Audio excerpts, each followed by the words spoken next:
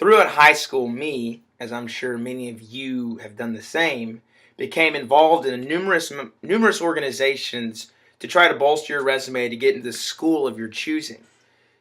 This wasn't limited to high school organizations. In fact, I became very heavily involved in my church youth group.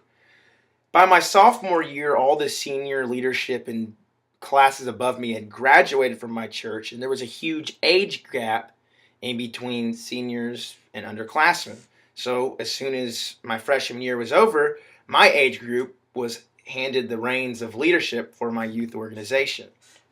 Oh, my sophomore year, was a particularly difficult time. Our long-term youth minister had left going into my freshman year, and we were already had a new batch by my sophomore year. And it was basically members of the church community banding together and volunteering to make sure the organization and the youth worked as a cohesive unit. And their main goal was to strive for service.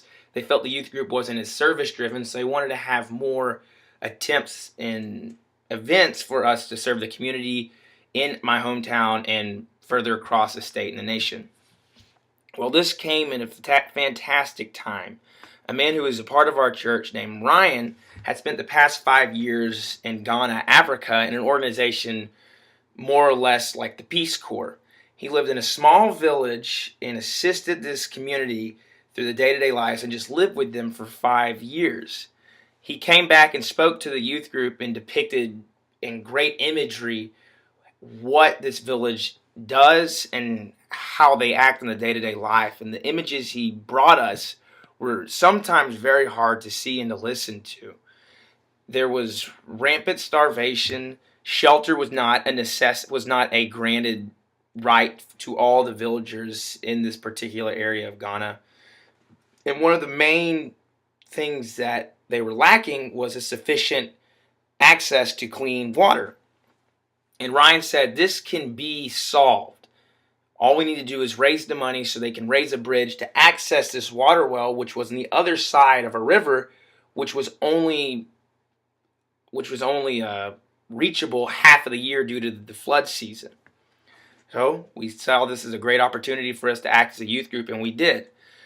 My sophomore year, we started the Athens, Texas Great Potato Cook-Off. There was an organization in town that lent us potatoes for this particular event, and for a weekend straight, we baked potatoes, fried potatoes, and sold them to the church community as well as my hometown community to raise money so these villagers could build this bridge. We anticipated this wouldn't be enough, but the money we received was an unprecedented amount. We raised enough money to build this bridge and even then some. So after this weekend, Ryan set it up and we sent the money over to this particular village in Ghana. And within 4 months, they sent back replies of pictures of them building, pictures of the finished project, and all of them holding signs that said, "Thank you, First Presbyterian Church in Athens, Texas." What this story brings to me and why I feel such a sense of pride in doing this is that I know I helped this village obtain something that they could not have otherwise obtained. This was a village full of starvation, fear for safety, lack of shelter, and us as a church group raised enough money so these villagers could live at peace and also strive forward as a community now that they had this firm access to safe water.